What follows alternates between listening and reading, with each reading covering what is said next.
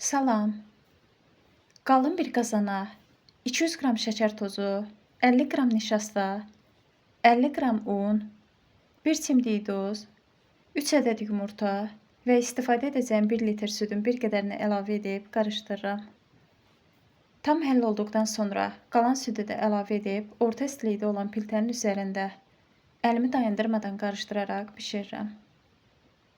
Piltədən götürdükdən sonra üzərinə 100 qram yağ əlavə edirəm. 500 qram peçenyanı süddə isladıb formaya yığıram.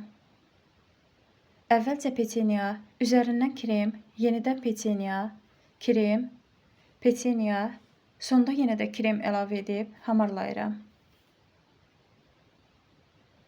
İstəyə görə üzərini şokolad və peçenya ovuntusu ilə bəzəyə bilərsiniz.